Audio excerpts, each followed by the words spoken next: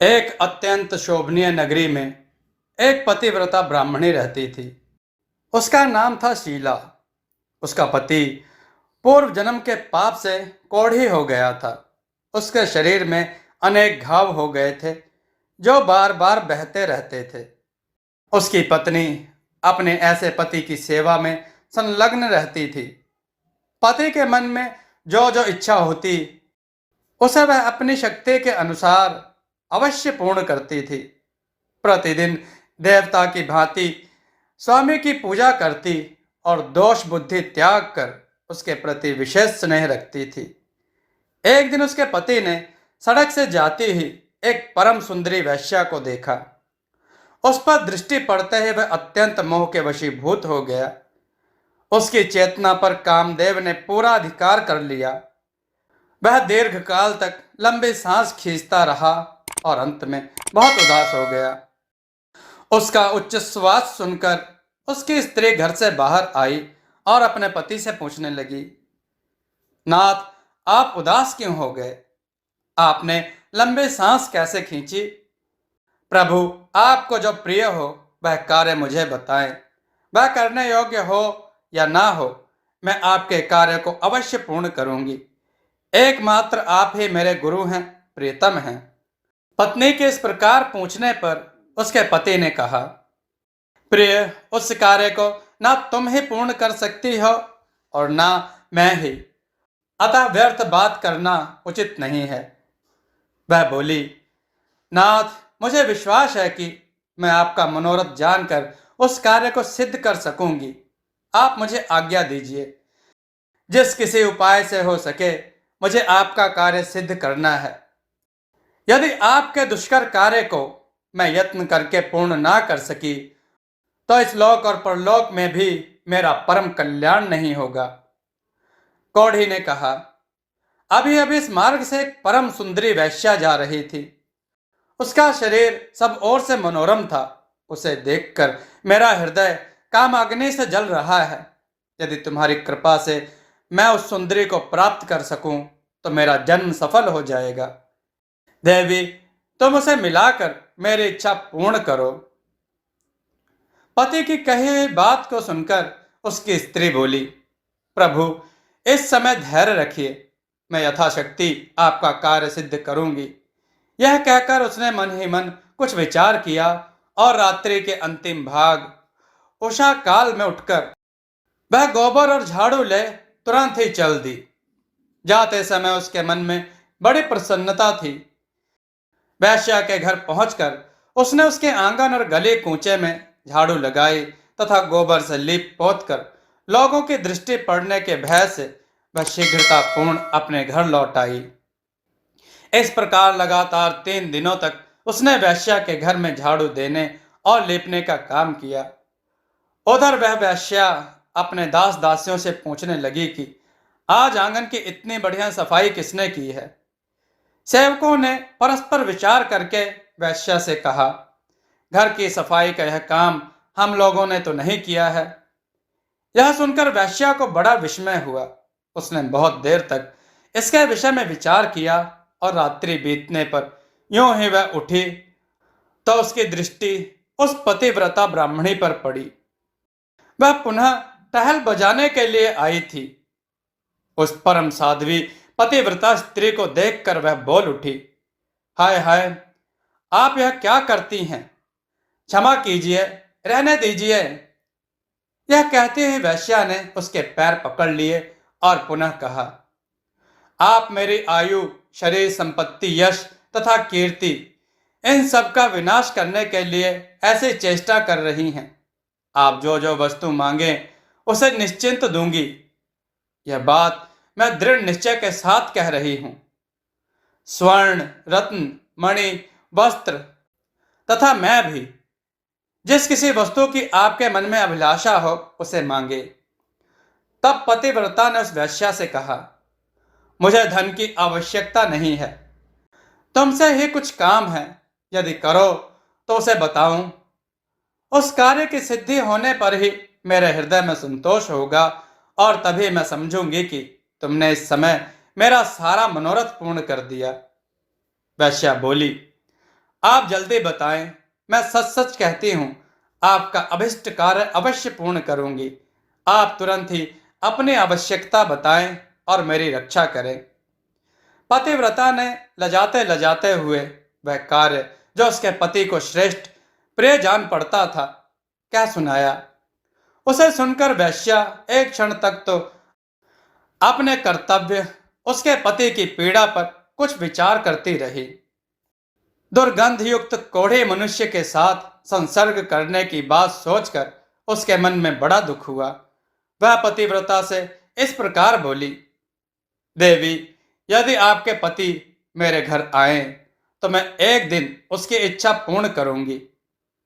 पतिव्रता ने कहा, सुंदरी, मैं आज ही रात को अपने पति को लेकर तुम्हारे घर आऊंगी और जब वे अपने अभिष्ट वस्तु का उपभोग करके संतुष्ट हो जाएंगे तब पुनः उसको अपने घर ले जाऊंगी। तब वैश्या बोली, अब शीघ्र ही अपने घर को पधारो। तुम्हारे पति आज आधी रात के समय मेरे महल में आए। यह सुनकर वह पतिव्रता स्त्री अपने घर चली। वहां पहुंचकर अपने पति से निवेदन किया कि हे प्रभु, आपका कार्य सफल हो गया। आज रात को आपको उसके घर जाना है।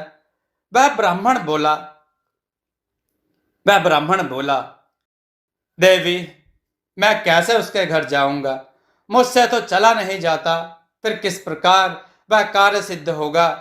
पतिव्रता बोली, प्राणनाथ, मैं आपको अपनी पीठ पर बैठाकर उसके घर पहुंचाऊंगी और आपका मनोरथ सिद्ध हो जाने पर फिर उसी मार्ग से लौटा ले आऊंगी। ब्राह्मण ने कहा, कल्याणी, तुम्हारे करने से ही मेरा सब कार्य सिद्ध होगा। इस समय तुमने जो काम किया है वह दूसरी स्त्रियों के लिए दुष्कर है। उस नगर में किसी धनी के घर से चोरी ने उस नगर में किसी धनी के घर से चोरों ने बहुत सा धन चुरा लिया। यह बात जब राजा के कानों में पड़ी तब उन्होंने रात में घूमने वाले समस्त गुप्तचरों को बुलाया और कुपित होकर कहा, यदि तुम्हें जीवित रहने की इच्छा है तो आज चोरों को पकड़कर मेरे हवाले करो। राजा की आज्ञा पाकर सभी गुप्तचर व्याकुल हो उठे और चोर को पकड़ने की इच्छा से चल दिए। उस नगर के पास एक घना जंगल था जहां एक वृक्ष के नीचे महातेजस्वी मुनि भव्य समाधि लगाए बैठे थे। यज्ञ में प्रधान महर्षि थे। ब्रह्मा जी के समान तेजस्वी उस महामुनि को देखकर दुष्ट गुप्तचरों ने आपस में कहा, यही चोर है। यह धूर्त अद्भुत रूप बनाए इस जंगल में निवास करता है। चोर कहकर उन्होंने मुनि श्रेष्ठ को बांध लिया, किंतु उन कठोर स्वभाव वाले मनुष्यों से ना तो उन्होंने कुछ कहा ना उनकी ओर दृष्टिपात ही किया। जब गुप्तचर उन्हें बांधकर राजा के पास ले गए तो राजा ने कहा, आज मुझे चोर मिला है। तुम लोग इसे नगर के निकट प्रवेश द्वार के मार्ग पर ले आओ और चोरों के लिए जो नियत दंड है उसे दो। उन्होंने मुनि को वहां ले जाकर मार्ग में गड़े हुए एक शूल पर रख दिया।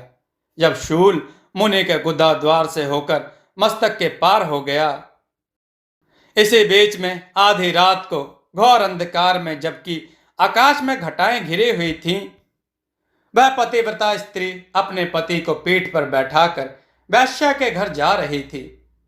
वह मुनि के निकट से होकर निकली। उसका शरीर मुनि के शरीर से छू गया। उसके संसर्ग से उनकी समाधि भंग हो गई। जिसने इस समय मुझे घोर वेदना का अनुभव कराने वाली कष्ट अवस्था में पहुंचा दिया, वह सूर्य उदय होते होते भस्म हो जाए। मुनि के इतना कहते ही वह कोड़ी जमीन पर गिर पड़ा। तब पतिव्रता ने कहा, आज से 3 दिनों तक सूर्य का उदय ही ना हो। यह कहकर वह अपने पति को घर ले गई और एक सुंदर शैया पर सुला स्वयं उसे थाम कर बैठी रही। संसार में 3 दिनों तक सूर्य का उदय होना रुक गया। चराचर प्राणियों सहित संपूर्ण त्रिलोकी व्यथित हो उठे। यह देख समस्त देवता इंद्र को आगे करके ब्रह्मा जी के पास गए और सूर्योदय ना होने का समाचार निवेदन करते हुए बोले, भगवान सूर्य के उदय ना होने का क्या कारण है, यह हमारी समझ में नहीं आता। इस समय आप जो उचित हो करें। उनके बात सुनकर ब्रह्मा जी ने पतिव्रता ब्राह्मणी और मुनि का सारा वृतांत कह सुनाया। सभी देवता विमानों पर आरूढ़ हो प्रजापति को आगे करके शीघ्र ही पृथ्वी पर ब्राह्मण के घर के पास आ गए। उनके विमानों की क्रांति तथा मुनियों के तेज पतिव्रता के घर के भीतर सैकड़ों सूरज सा प्रकाश छा गया। उस समय हंस के समान तेजस्वी विमानों द्वारा आए हुए देवताओं को पतिव्रता ने देखा। वह अपने पति के समीप बैठी हुई थी। ब्रह्मा जी ने उसे संबोधित करके कहा, माता, संपूर्ण देवताओं, ब्राह्मणों और प्राणियों की सूर्य उदय नहीं होने से जिससे मृत्यु होने की संभावना है, ऐसा कार्य तुमने क्यों किया? सूर्योदय के विरुद्ध जो तुम्हारा क्रोध है उसे त्याग दो। पतिव्रता स्त्री बोली, भगवान, एकमात्र पति ही मेरे गुरु हैं। यह मेरे लिए संपूर्ण लोगों से बढ़कर हैं। सूर्योदय होते ही मुनि के श्राप से उनकी मृत्यु हो जाएगी। इस हेतु मैंने सूर्य को श्राप दिया है। क्रोध, मोह, लोभ अथवा काम के वश में होकर मैंने ऐसा नहीं किया। ब्रह्मा जी ने कहा, माता, जब एक की मृत्यु से तीनों लोगों का अहित हो रहा है, ऐसी दशा में तुम्हें बहुत अधिक पुण्य होगा। पतिव्रता बोली, पति का त्याग करके मुझे अपने परम कल्याण में भी अच्छा नहीं लगता। ब्रह्मा जी ने कहा, देवी, सूर्योदय होने पर जब सारी त्रिलोकी स्वस्थ हो जाएगी, तब तुम्हारे पति के भस्म हो जाने पर भी मैं तुम्हारा कल्याण साधन करूंगा। हम लोगों के आशीर्वाद से यह ब्राह्मण कामदेव के समान सुंदर हो जाएगा। ब्रह्मा जी के कहने पर उस सती ने क्षण भर कुछ विचार किया। उसके बाद हाँ कहकर उसने स्वीकृति दे दी। फिर तो तत्काल सूर्योदय हुआ। मुनि के श्राप से पीड़ित ब्राह्मण राख का ढेर हो गया। फिर उस राख से कामदेव के समान सुंदर रूप धारण किए ब्राह्मण प्रकट हुआ। तीनों लोगों के वासी बड़े प्रसन्न हो गए। सभी देवता प्रसन्न हो गए।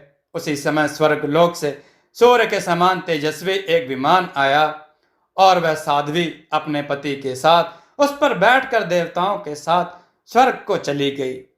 दोस्तों, आपको यह कथा कैसी लगी? अपने विचार और सुझाव कमेंट में जरूर दें। हमारी कथाओं को लाइक करें, हमारे चैनल को सब्सक्राइब करना न भूलें।